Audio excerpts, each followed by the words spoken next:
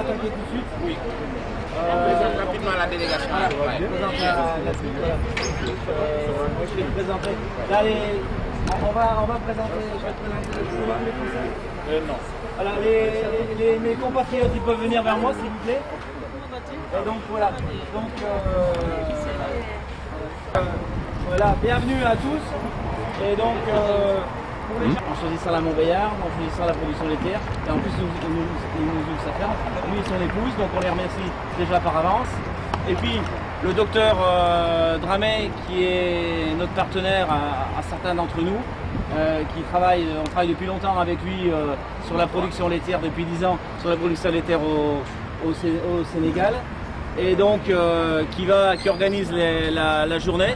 Donc d'ores et déjà, je le remercie. Je ne remercierai pas deux fois, une fois devant tout le monde, voilà.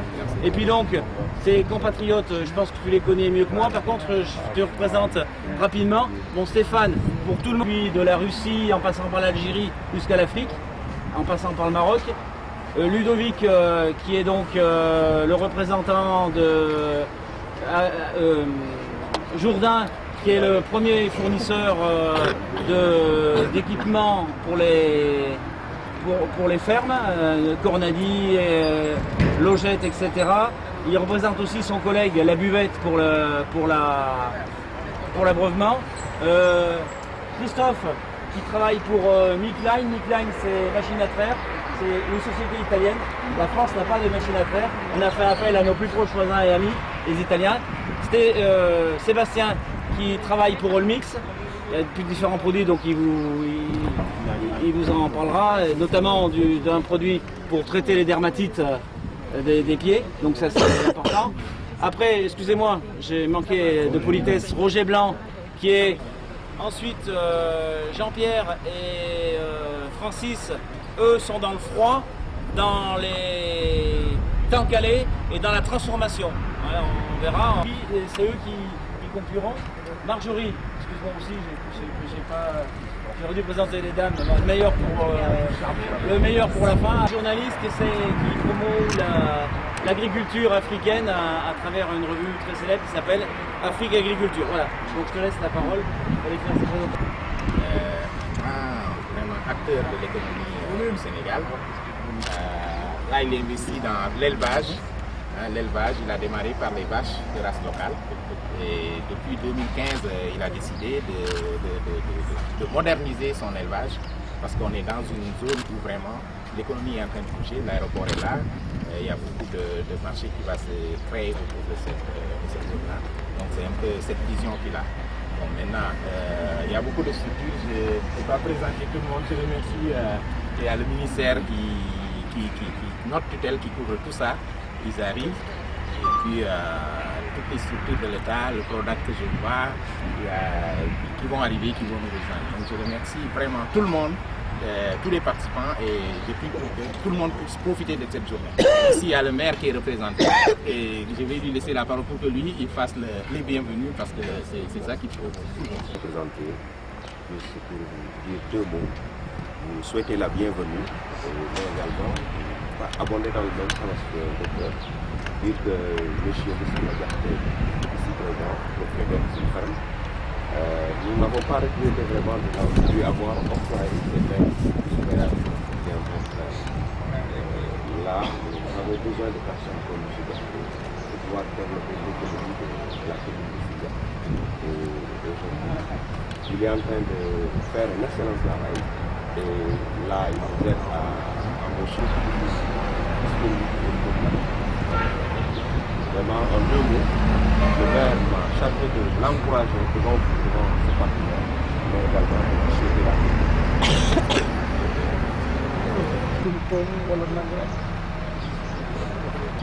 Qui s'est engagé par amour aux animaux, depuis le peu.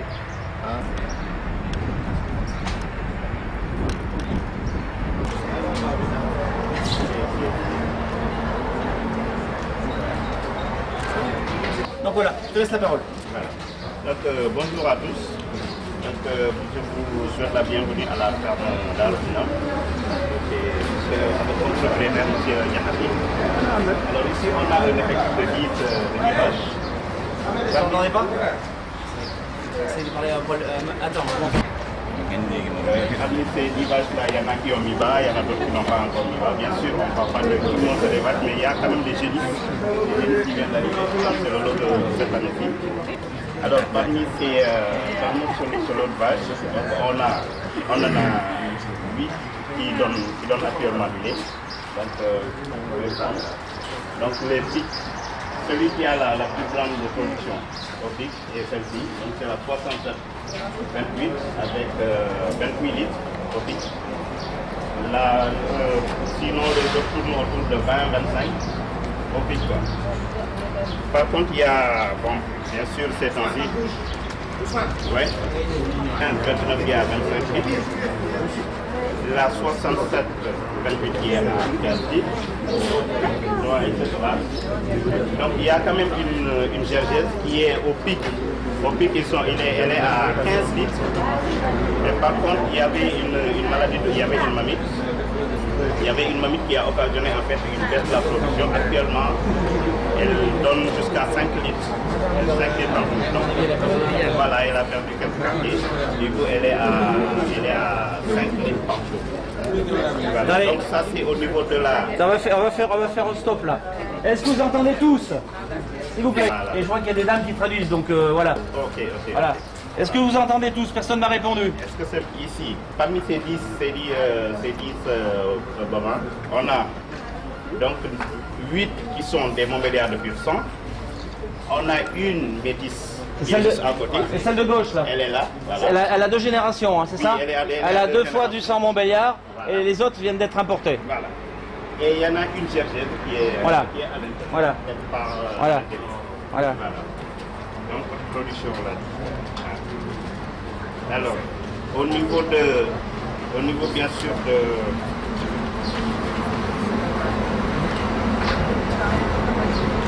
Au niveau de l'alimentation, donc on a parlé de la production.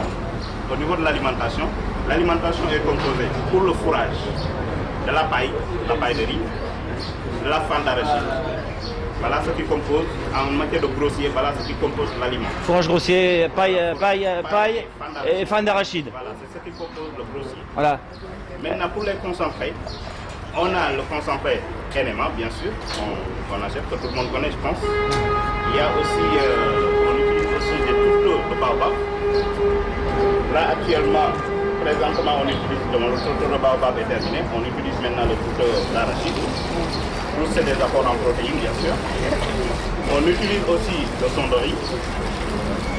Et c'est ça. Sinon c'est des compléments minéraux, des minéraux qu'on utilise.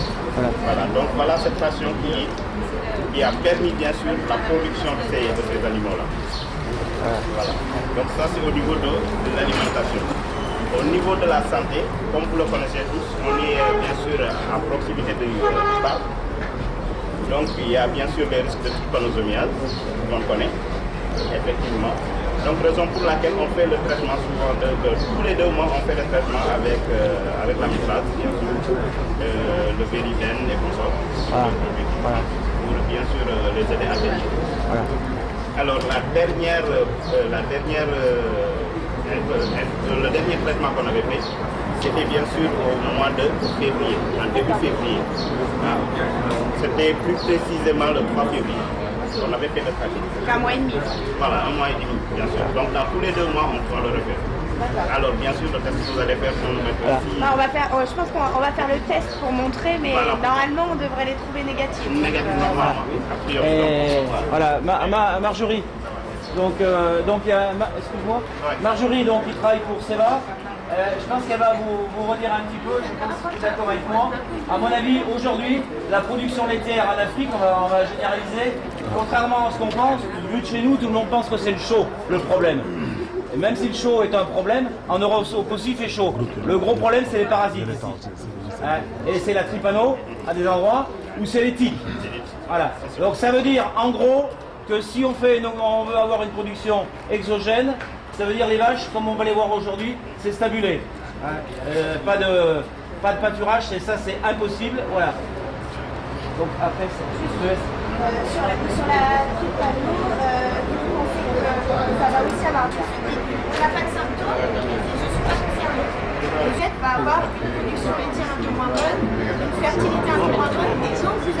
en a pas sur votre production. Donc justement, nous, le laboratoire CEVA, on a développé un test rapide. Vous savez que normalement, pour la tripanose, il faut que vous envoyez tout ça au laboratoire, etc. Ça prend du temps. Là, on a un test, en 10 minutes, vous avez le résultat. C'est comme le test que vous pouvez avoir sur la malaria, par exemple, comme un test de grossesse.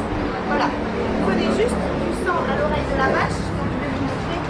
Enfin, on va prendre après, mais c'est juste après. Je vais vous montrer la... Voilà, donc ça se présente. Donc vous allez prendre juste une goutte de sang, vous n'avez pas besoin de sang. Vous allez prendre une goutte de sang à l'oreille ou sous la queue, selon ce qui vous arrange. Vous allez poser la goutte de sang ici. Ensuite, vous allez mettre un liquide ici. Donc,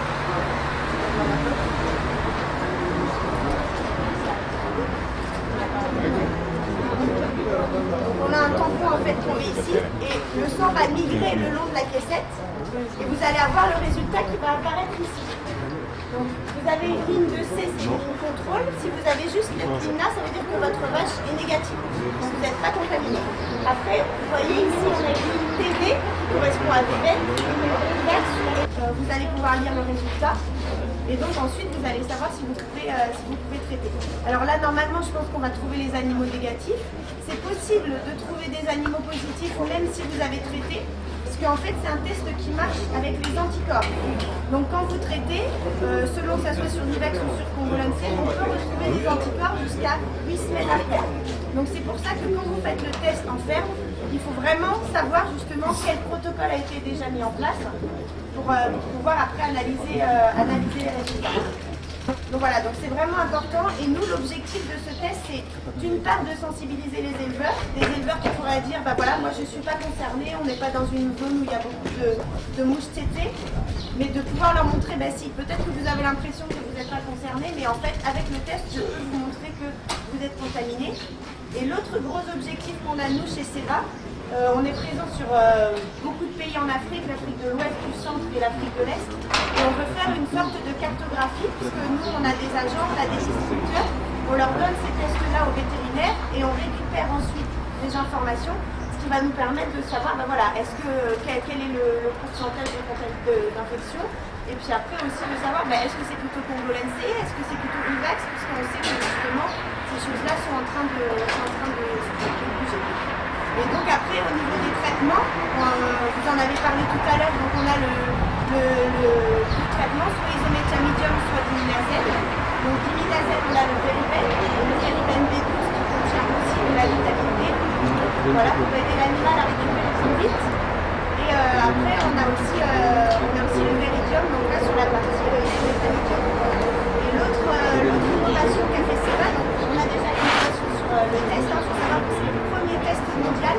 Aucun autre laboratoire n'a fait un test de rapide comme cela. Et on a aussi l'autre innovation qu'on a fait en termes de produits, c'est le Veriben. Je vous donnerai après, j'ai des flyers qu'on pourra vous distribuer. Mais voilà, c'est un produit qui va être en même temps traiter la grippe et aussi traiter des parasites gastro-intestinaux. Donc ça c'est très important puisqu'on sait que souvent les deux sont liés. Et donc là, ça va permettre à l'éleveur, avec un seul geste, de traiter les deux parasites. Et c'est très important puisque quand vous êtes un animal qui a des parasites gastro-intestinaux, il va être plus sensible à la grippe. Et donc, si vous traitez que la grippe, votre animal va revenir en santé, il va mettre plus de temps. Voilà. Alors, bien entendu, elle est à votre disposition toute la journée. Hein. Tout à fait, s'il y a des questions. Voilà, s'il y a des questions, voilà. vite, notamment sur les parasites, etc. Je pense que là, Juste, tu gères avec elle. Donc on va faire ça. C'est que vous voyez aujourd'hui, les vaches, c'est des vaches en première lactation qui sont. Alors, docteur, elles sont arrivées quand là, les vaches? En 2016, les premières. Ouais. Les dernières en février là, 2017. Donc il y en a qui sont en deuxième lactation là. Attends, non, elle va faire le truc. Attends, stop. Et ça veut dire que ces vaches-là, si je suis clair, elles font entre 6 et 7 tonnes de lait par an. Hein, mais parce qu'elles sont bien nourries et bien. Voilà. Et c'est pour ça que l'idée qu'on a, c'est qu'aujourd'hui, il faut voilà. Ce qui serait intéressant, le public il est où? Voilà. Ce qui serait intéressant, c'est que là, on est, comme vous voyez, on est dans un projet de grandissement. doucement. Et là, c'est quelque chose de beaucoup plus.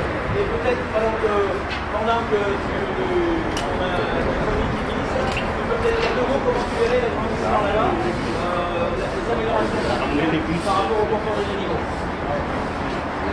Donc Ludovic, je rappelle, c'est les fournisseurs de matériel d'élevage.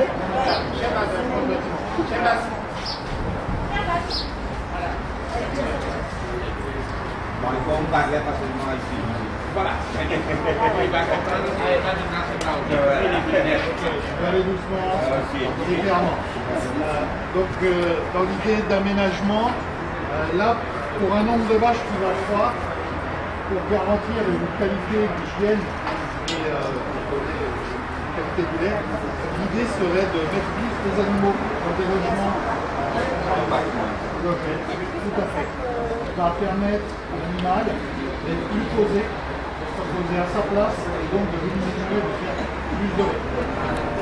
Et d'avoir des logements beaucoup plus propres. Donc là, l'idée, si on venait à agrandir le troupeau,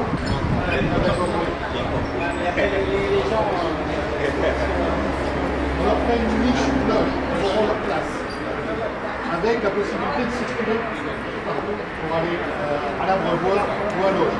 Justement, l'abreuvoir, c'est très important.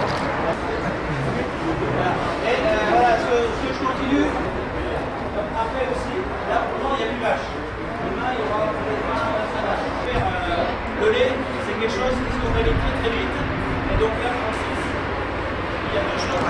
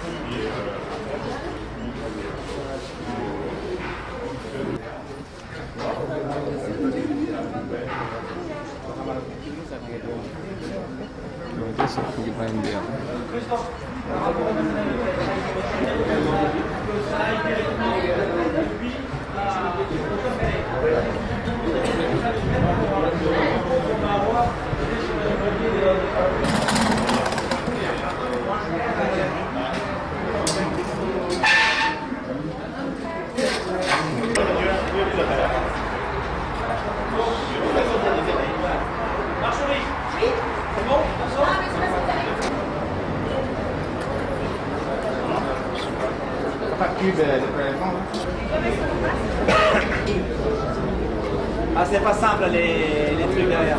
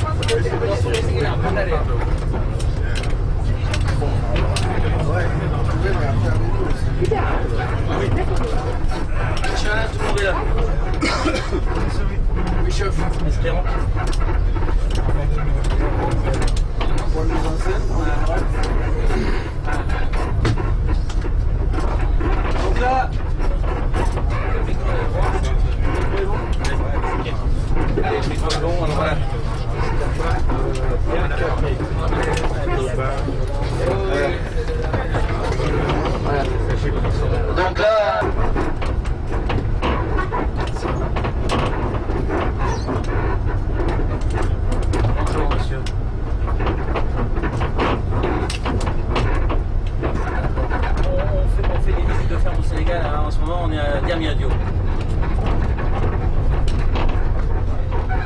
Ouais, si vous voulez, on sera toute la journée. Si vous voulez nous rejoindre,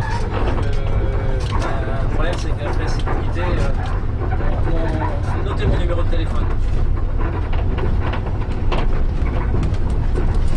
Dites-moi quand vous êtes prêts. Pas la faire, je vais vous passer mon vétérinaire.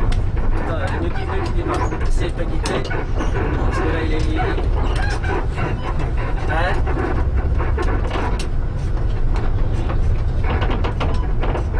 Vous êtes à Dakar, oui, mais nous on est à Diamiado. Si vous avez le temps, vous pouvez venir nous. Attendez, je vais vous le passer dans. Lui, il est dans la voiture, il est dedans. Je vais vous le passer. 30 secondes, on arrive là. On arrive. Voilà, il y a qui veut nous ouvrir la porte. On est dans le village. Non, merci.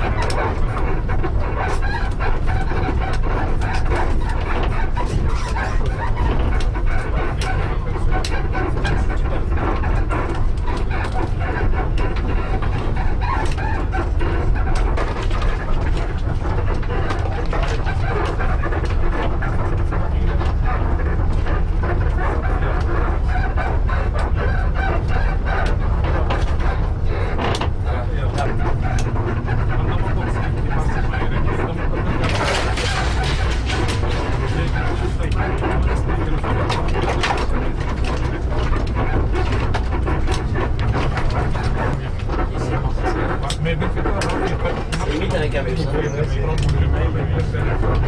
Juste, ça passe.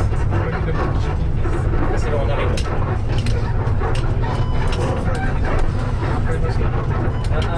Là c'est beaucoup, mais après on va chez le général sec. Chef, est-ce que vous voulez rentrer ou est-ce qu'on descend là? Ça passe.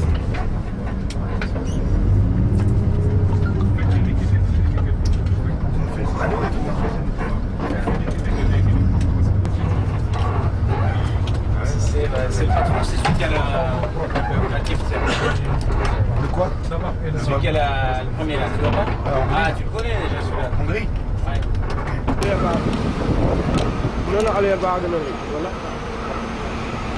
Téléphone. Phone. Ah ouais, Passez comme ça. Allez comme ça.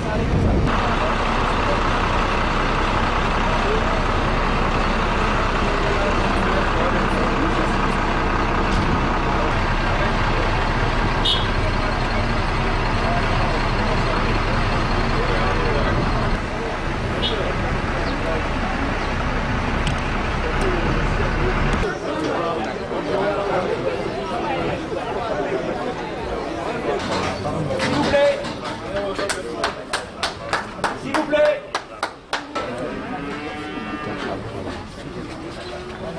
Et il parle un peu de l'historique de sa ferme, qu'il a connue. Mais moi, c'est juste pour les remercier d'avoir accepté de nous ouvrir sa porte aujourd'hui, ouvrir sa porte aux professionnels du lait. Ici, il y a le ministère qui est là, avec tous les directeurs nationaux.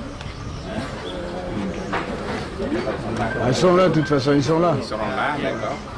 Et puis, il y a aussi les techniciens du Voilà. ministère, les représentants de l'Association nationale pour l'intensification de la production laitière. La deuxième ferme que j'ai vue en Côte d'Ivoire, en Sénégal avec toi. Voilà, c'est ça. Donc, les étrangers aussi, on vous souhaite la bienvenue dans cette ferme-là et que les échanges soient fructueux, que chacun puisse tirer à profit de cette rencontre-là, de l'extrait de soins. J'ai déjà fait l'amitié plusieurs fois de venir chez nous. Monsieur Diop aussi, hein, on a un certain sommet de l'élevage. Monsieur Roger Blanc, qui est donc le président du sommet de l'élevage, il y a quelques années avec Monsieur Diop, on a participé avec Monsieur Diop au sommet de l'élevage. Donc j'ai plusieurs experts qui sont là, couverts par Afrique Agriculture. Donc c'est mon ami qui s'occupe de l'alimentation. Et là, il va dire quelques mots sur l'alimentation. Ensuite, Ludovic derrière, c'est fournisseur de matériel de contention et puis les logettes pour les vaches. Et notamment, Jourdain, c'est sa société.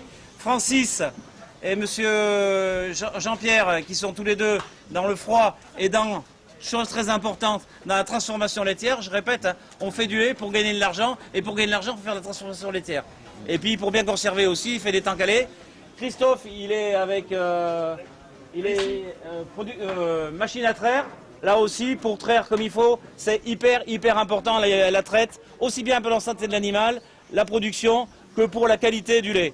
Et puis Sébastien, qui est dans différents produits, et notamment un produit qui est très important, c'est la lutte contre les dermatites. Aujourd'hui, on en parlait dans le bus, aujourd'hui, pour les vaches, avec les mammites et l'infertilité, les problèmes de pied, c'est les plus gros problèmes. Et plus on a des grosses structures, plus il y a des problèmes. Hein, là, on va monter en gamme, notamment dans la 4e ferme qu'on va voir, la ferme gérée par Dr Endom, c'est bien ça? Endom, excuse-moi. Je suis vraiment désolé si je... Et là, c'est déjà une structure qui ressemble à nos structures. Et là, déjà, on commence à avoir un peu les problèmes de pattes. Donc, Sébastien vous en dira un mot. Donc, je te laisse présenter ta ferme. Ouais. Et puis après, on parlera un peu d'alimentation, puisque hier on est venu, on a déjà échangé avec... C'est important, donc je te laisse présenter ta ferme. Donc, le 26 février 2012, avec les races locales, c'était pour se faire la main. Et le plus gros lot, c'était en 2014.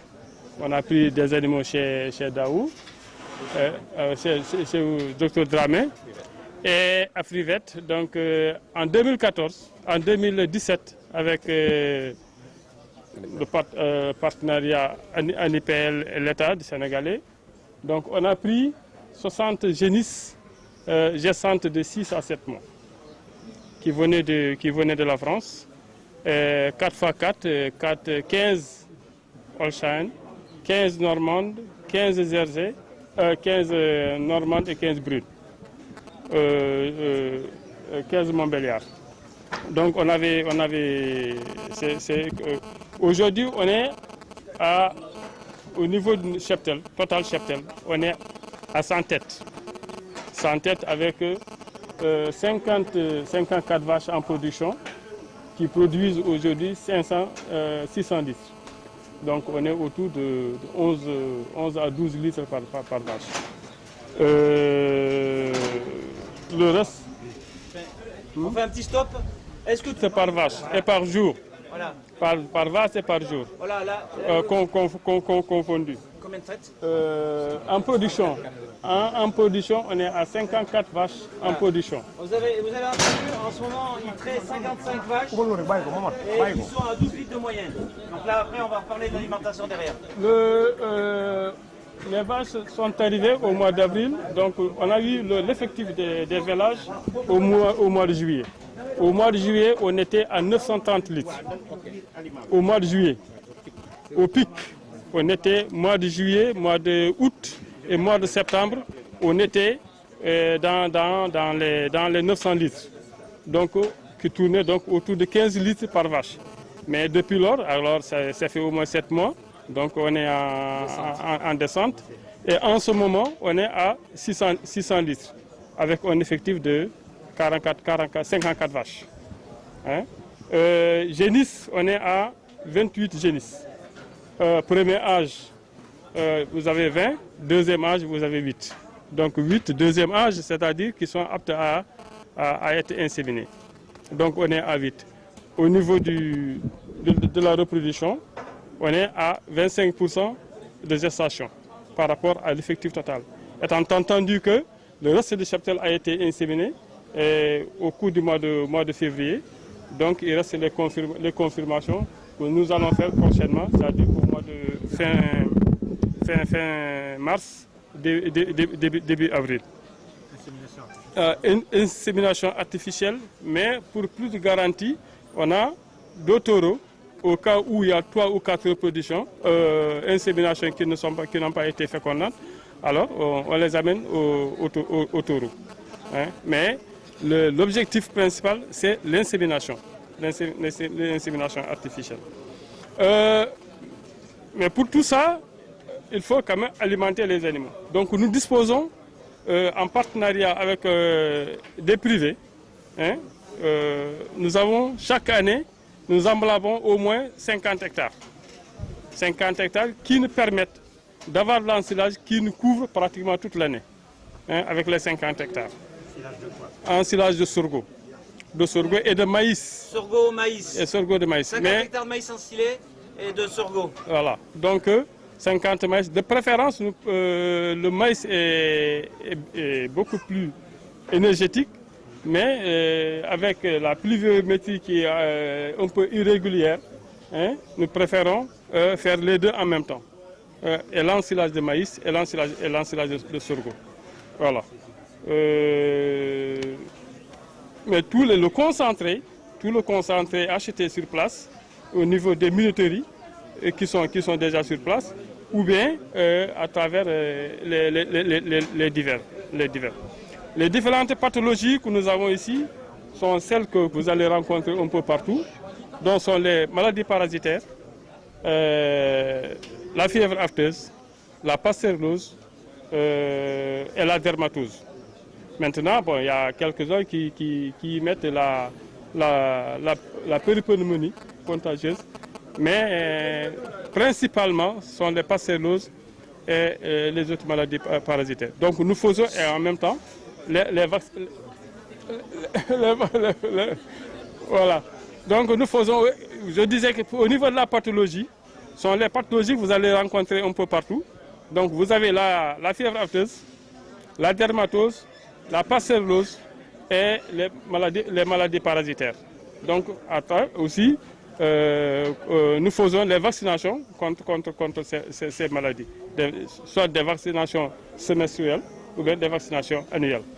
Voilà. Au niveau des veaux, c'est notamment les problèmes diarrhéiques que nous rencontrons donc, au niveau, et qui nous causent très sérieusement des mortalités. Le lait est vendu au niveau à l'État, à des particuliers, et l'excédent est vendu à Kirène.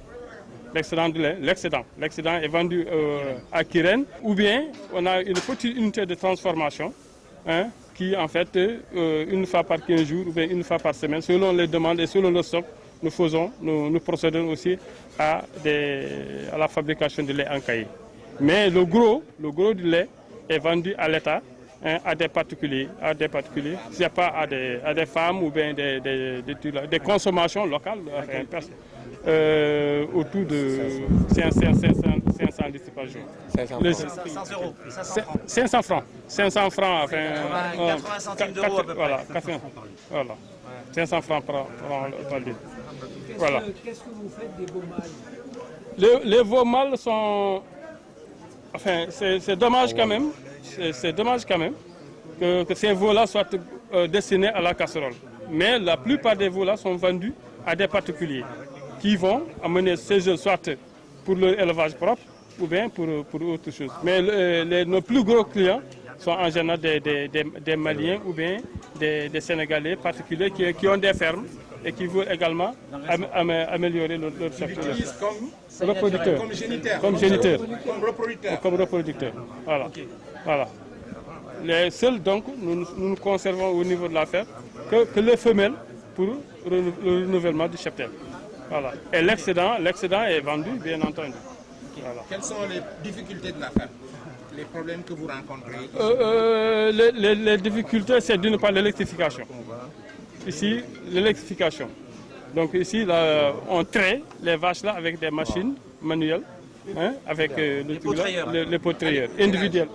Les difficultés? Wow.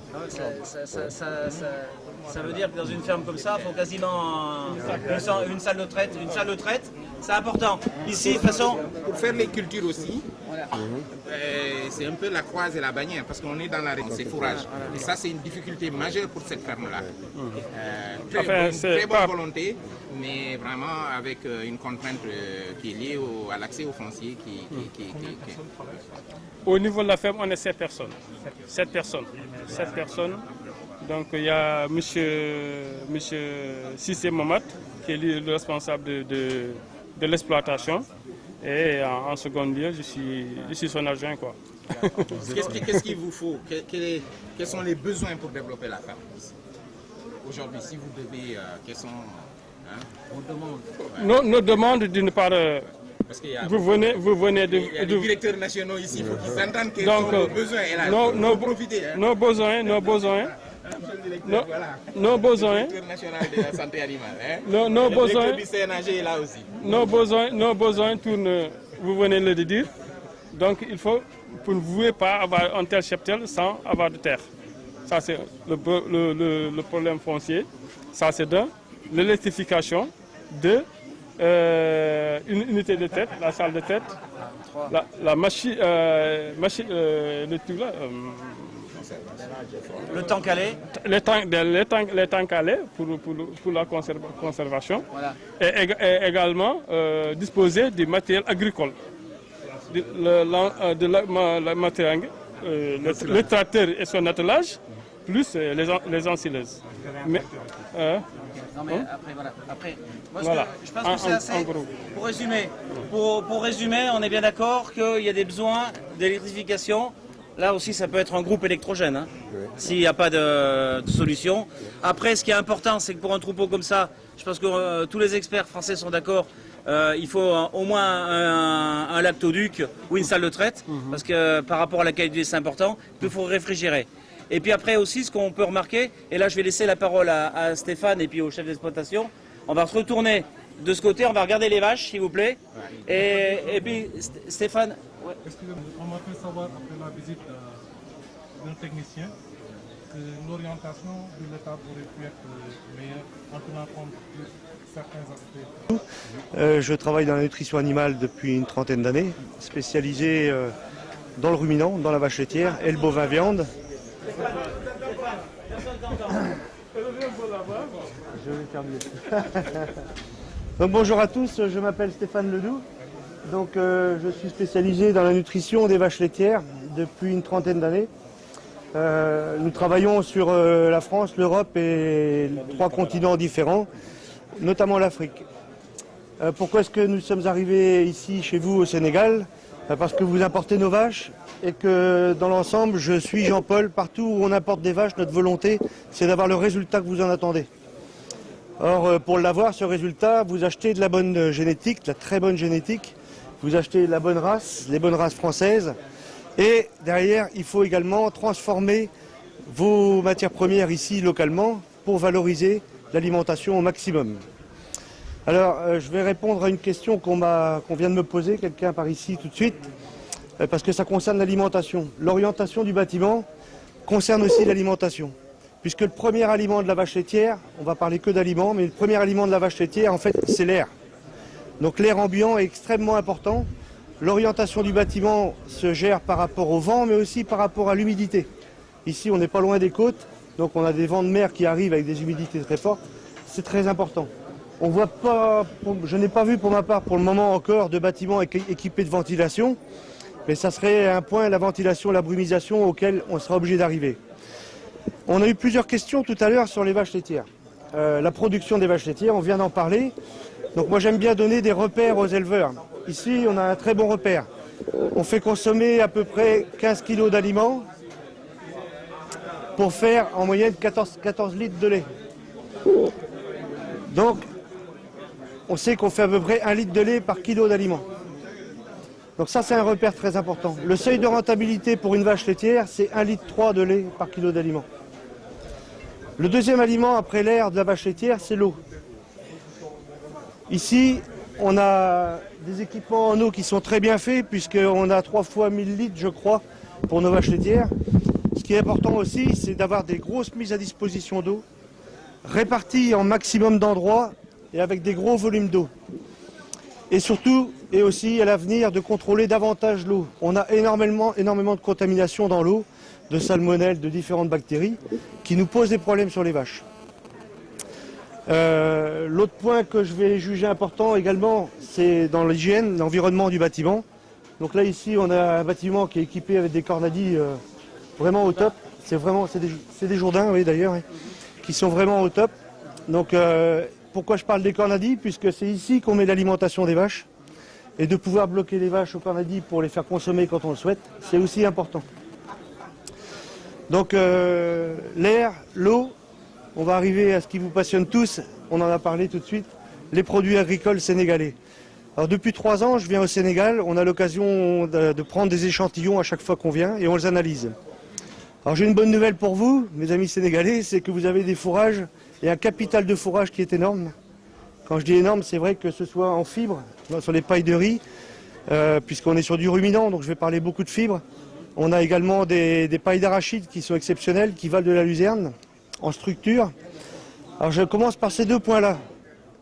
On parle de ruminants, ici vous avez beaucoup d'élevage de poulets, on n'est pas sur des monogastriques, on est sur des multigastriques. Un ruminant ne fonctionne que s'il a un rumen fonctionnel et donc un rumen avec de la fibre. C'est extrêmement compliqué de travailler des alimentations pour les ruminants parce que ça n'a rien à voir avec la volaille. On va chercher de la structure, il faut bien imaginer que quand on travaille sur un ruminant, on va incorporer du sec dans un bol alimentaire dans lequel il y a 70% d'eau, de liquide. Donc le travail sur la structure des matières premières est hyper important, très très important. Moi je commence toujours par travailler les produits présents sur le pays pour ensuite apporter ce qui vous manque ici au Sénégal, certains additifs, certaines matières premières que vous n'avez pas. Nous n'apportons que le strict minimum dont vous avez besoin. Selon les pays, selon les fourrages qu'on va avoir en ressources, on va nous incorporer de 0,5% jusqu'à 5% de nos noyaux et de nos prémix. Voilà.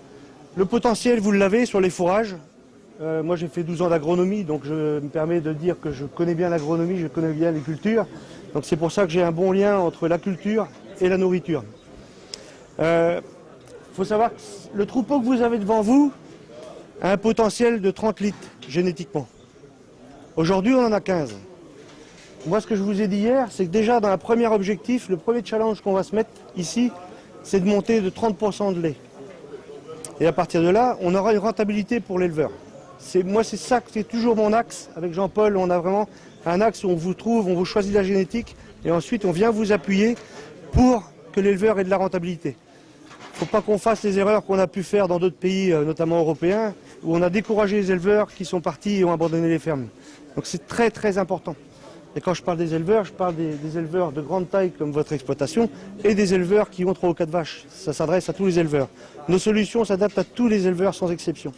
On a été à Richard-Toll il y a quelques temps, on a vu des éleveurs peuls qui avaient 7 ou 8 vaches. On s'intéresse également aux races locales. Vous avez aussi sur les races locales un potentiel à exploiter qui est du même ordre à une trentaine de % également, qu'on peut obtenir, je serais tenté de dire, facilement. Aussi bien sur la production laitière que sur la production de viande. Absolument, hein, absolument. Les 2 choses peuvent être mises dedans. Hein. Et chose importante, chose très très importante, c'est qu'en plus quand on arrive à ces niveaux-là, on améliore aussi la reproduction. Donc le développement génétique local, des races locales ou des races importées, qui est également important puisque c'est la succession de l'exploitation. Je vais finir par un point pour mettre... il y a beaucoup de questions qui sont arrivées tout à l'heure sur les capacités de production en pays chauds. Moi je travaille de la Chine en passant par la Russie, en revenant en Afrique, dans des conditions sur les monts Béliardes, dans des conditions qui vont de moins 40 à plus 50. Et dans ces pays, sur les monts Béliardes, sur les races françaises, mais plus particulièrement sur les monts Béliardes, puisqu'on collabore plus avec Jean-Paul, et également dans ces pays, on a des monts Béliardes à 30 litres de lait sans problème. La température n'est pas un problème. Il faut s'enlever ça de la tête. C'est simplement des méthodes qui vont changer dans chaque pays et selon les fourrages qu'on va avoir. On peut avoir, quand on est en Russie, à moins 40, des problèmes de froid, de gelée. Donc on a du mal à faire boire les vaches. Donc il faut trouver des solutions. Et là, on a des soucis de chaud. Donc là, je vois des auges en carrelage. On voit également des auges qui sont nettoyées tous les jours ou toutes les semaines. Voilà, c'est par des méthodes claires, précises, qu'on doit faire évoluer les productions. Alors on ne vend pas que des additifs, des aliments, de la nutrition, on vend également de la méthode et de la pédagogie qui s'adresse à tous. À n'importe quel éleveur qui veut être éleveur, on sait s'adapter, c'est notre métier de nous adapter. Et à partir de là, quand on arrive à maîtriser la nutrition, il faut savoir que tout s'enclenche, la reproduction, la médication, tout marche mieux. Ça passe vraiment par là. Le fléau qu'on peut voir ici au Sénégal, qu'on retrouve d'ailleurs très souvent, hélas, c'est l'acidose. Donc ce fléau-là, c'est lui qui enclenche énormément de soucis sur les animaux, sur la reproduction, sur la qualité du lait, sur la santé de la vache, sur la dermatite, sur l'ensemble de la santé de l'animal. Ce sont vraiment les méthodes alimentaires qui nous permettent d'avancer. L'eau, le repère, c'est l'eau. Ventilation. La ventilation, il faudra y venir, ce sera important. Aujourd'hui, la première... Pardon ? Oui. La problématique aujourd'hui, la première qu'on trouve ici, que j'ai vue, c'est l'eau. Je vais vous donner un repère qui est simple. Quand vous faites 1 litre de lait, avec les températures qu'on a ici, c'est 6 litres d'eau. Donc, en sachant que le minimum pour une vache laitière, sur un gabarit moyen, c'est 100 litres d'eau ici avec les températures qu'on a. Plus on propose de l'eau à la vache, plus elle en boit. C'est mécanique. Elle s'y adapte très très vite. Une vache qui fait 23 litres comme ça. On collabore intelligemment. On collabore intelligemment. Voilà. Donc je vous laisse finir la présentation. Moi je me permettrai d'ajouter juste une chose, parce qu'en vous apteuse endémique, c'est quand même un gros souci pour l'élevage. Et que s'il y a une maladie virale, la production, il faut l'oublier. Voilà. Et pour cela, bon, ce que je voulais ajouter, c'est que accompagner aussi le développement de l'élevage laitier. L'État est contre la fièvre afteuse. Elle n'est pas généralisée, donc c'est toute l'étendue du territoire. C'est bon. Parce que le vaccin coûte cher. Donc chaque année, l'État importe à peu près entre 30 000 et 40 000 doses d'un vaccin équivalent. Parce qu'au Sénégal, il y a la circulation des types O, A et SATD. Donc, on priorise les animaux de race pure, les métis et un stock pour faire face à des foyers qui se souviennent. L'autre maladie aussi, depuis 2014 aussi, dans la sous-région, il n'y a que le Sénégal qui vaccine contre la fièvre de la vallée des Vents. C'est une vaccination aussi ciblée. On la vaccine dans les zones à risque, c'est-à-dire le long de la vallée du Sénégal, mais aussi il y a une dotation par rapport à ce type d'élevage. Puisque en 2013, on avait donc enregistré aussi des foyers de fièvre afteuse dans les régions de Thiès et de Dakar. Et depuis lors, donc, c'est à tous la donc nous les accompagnons dans la vaccination contre la fièvre de la vache. Également aussi la vaccination contre la dermatite, nodulaire contagieuse. Ça, on le fait donc à l'échelle nationale. Et l'autre maladie, si ça vous intéresse, de la vaccination donc, contre la périphérie contagieuse.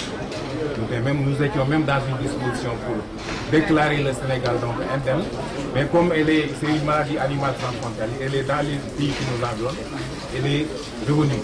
Et depuis aussi 2015, on a repris la vaccination de masse.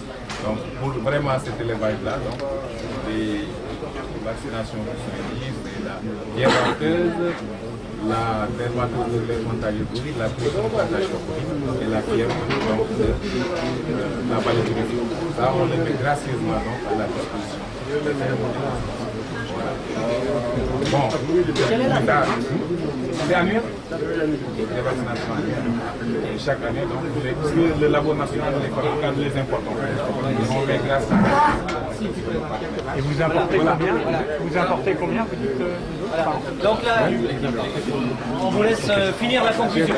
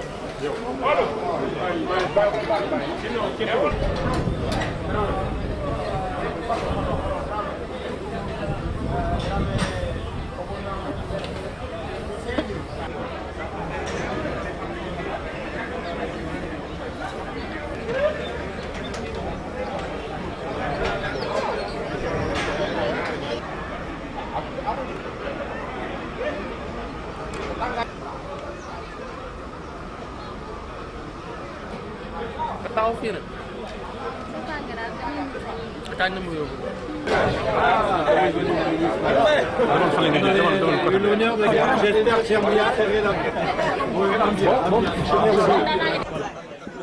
Voilà, da ngay présenté ci. Bon, asalaamaaleykum wa rahmatullah. Yéen waay Sénégal ak yéen waay monde entier maa ngi leen di nuyu bu baax a baax kontaan naa tey trop parce que visite bu ñu amal fii sama ferme maa ngi nekk Buuxu ferme Dabakh élevage donc maa ngi ko créé le 26 février 2012 donc ñëpp jàpp nañ si wax dëgg yàlla ba surtout nag suñu président ANIPEL monsieur Ba bon wax dëgg yàlla may def tam ay xar maa ngi nekk si Cap Foire 10652 waaw. léegi tey nag visite bi yow doo ko gisee bon ay kilifa yu bëri yu yëngu ci wàllu élevage jógee France ñëw yow loolu lu mu def ci yow tey. waaw bon kontaan naa trop parce que tey am man maa tombé woon pause ak café bi et puis kontaan naa quoi sérieusement waaw lu rëy la si man parce que ngay liggéey ba pare ñu ñëw wane li ngay liggéey loolu kenn amul fayam daal waaw. alors ci waxtaan yi nga fi jot a dégg est-ce que jël nga ci xam-xam boo xam ne dana la permettre nga gën a yaxanal baax sa élevage. waaw dëgg la waaw maa ngi fi rencontré ak ay borom xam-xam yu bëri ñu yëngu si wàllu élevage waxtaan nañ am na daal yu ñu wax ne dañ ma ko jàppale si wàllu xam-xam ak si wàllu ndimbal yëpp wax dëgg yàlla ñëpp kontaan nañ ko waaw. alors yow tey xam nga liggéey boo gis rek bu amee loo xam ne rek jàppandi na am loo xam ne jàppandiwul tey yow bu fekkee ne bëgg ngeen dimbal ci wan fan naa la war a nekk. waaw léegi daal suñu dimbal numéro 1 daal mooy suuf bu ñuy bàyyilee suñu nag yi quoi parce que bu nawet bi ñëwee dañuy am problème amuñ suuf bu ñu béy daal dañuy ñaan état bi mu jàppale ñu ñun ñëpp ñu am terre daal mooy suñu problème numéro 1 à part ça bu ñu amee terre ñun dañ mën a liggéey loo xam ne nag yi dañ si mën a génn daal problème suuf daal mooy numéro 1 léegi. waaw numéro 2 la. numéro 2 bi mooy ñu accompagner ñu surtout wàllu meew bi. courant ak forage yëpp amu fi. donc amaguñ tam même salle de traite yëpp ñu ngi si am ñaan dimbal daal ñu ngi si jàppale waaw. tey yow sa meew noo koy ñaata litre ngay am bés bi ak noo koy def. pour le moment nii daal maa ngi def 700 litres par jour donc maa ngi transformé soow maa ngi jaay crème maa ngi jaay encore si marché local bi parce que am na ñu nekk si dëkk bi jënd soow di may leen di jaay soow ñuy jaayat waaw. alors ñaata employé nga am ak sa diggante ak sa employé parce que xam nga lu am solo la. déggoo ak sa liggéeykat yi. bon wax dëgg yàlla macha allah ñoom ñëpp jàmbaar lañ lu ma si gën a neex daal ci ferme bi mooy ñuy liggéey sa ginnaaw daal mooy surtout jaaykatu meew yi parce que jaaykatu meew yi munoo xam sax sa client nu ñeem weeru koor bi sax bu ñëwee da ngay sax rus doo bëgg sax génn ñëpp dañuy demande bi day fort trop pas xaalis bi sax lañ si wut mais bànneex bi quoi parce que ñoom ñu ngi si am luñ suturloo loolu moo ñu si gën a neex waaw. man liggéey naa lu bëri mais sérieusement ferme bi lu ma si gën a neex mooy ñu si am dara. waaw am na ay nit ñoo xam ne lu mu bon boo xoolee bu nawet bi ñëwee damay jël ay 40 personnes di leen employé par jour waaw et puis encore ñuy jaay meew am na ñoo xam ne dañuy jënd si man meew di jaayaat di si am dara loolu neex na ma si trop waaw. léegi nag ban message nga am nag yëkkati ko jëmale ko ci kilifa yi ak jëmale ko ci askan wi ci liggéey bi. pour que ñoom it léegi lu ma leen di conseillé daal di wax kilifa yi daal nañ ñu gën a jàppale et puis Sénégal yi tamit nañ bàyyi xel daal liggéey élevage métti na trop mais am na njëriñ. parce que liggéey boo xam ne la moom du fen lépp loo si def incha allah di nga ko gis waaw. ñu ngi lay gërëm la sant. voilà merci beaucoup maa ngi sant ñoom merci beaucoup merci. Mais bonjour, je suis Mamadou Ba, le président de l'ANIPEL, l'Association nationale pour l'intensification de la production laitière. Alors, donc vous recevez aujourd'hui une délégation d'experts français, sénégalais, alors qui visitent vos différentes familles. Qu'est-ce que cela révèle? Voilà, je commencerai d'abord par remercier le docteur Dramé, Afrivet et le groupe de COPEX qui ont voulu venir au Sénégal, rencontrer l'ANIPEL, voir un peu ce que nous faisons et éventuellement nous apporter également leur connaissance en matière d'élevage Et je pense que c'est une très bonne chose qu'on soit ici chez notre ami et membre El Hadji Cissé de la ferme Dabar, qui vraiment nous a montré qu'il a réalisé de très bonnes choses et qui aujourd'hui nous donne entièrement satisfaction. Nous pensons que cette visite-là, pour nos amis experts français, et qui vont peut-être nous apporter un peu de leur savoir, et nous pensons que nous allons pouvoir développer en tout cas la filière laitière au Sénégal. Alors cette visite peut être considérée comme rendez-vous du donner et du recevoir. Et qu'attendez-vous concrètement de ces experts? Mais nous attendons ce qu'on appelle le transfert. Il faudrait simplement le transfert de technologie, les connaissances qu'eux ont. Nous sommes en ce moment en état, je ne dirais pas embryonnaire, mais on voudrait, ce qu'on cherche, c'est une assistance. Et je dis que l'exemple, en tout cas, de ce que ces gens-là ont fait est à saluer. Et nous voulons que cela puisse se perpétuer. Nous avons également d'autres partenaires qui souhaiteraient venir nous apporter leur assistance au niveau Sénégal, mais la porte elle est ouverte à tout le monde. Un message fort pour tout le monde? Mais je dirais simplement bonne arrivée et bienvenue à nos amis, de Copex Montbéliard, et merci encore à Afrivet. Merci. Voilà. Merci. Voilà.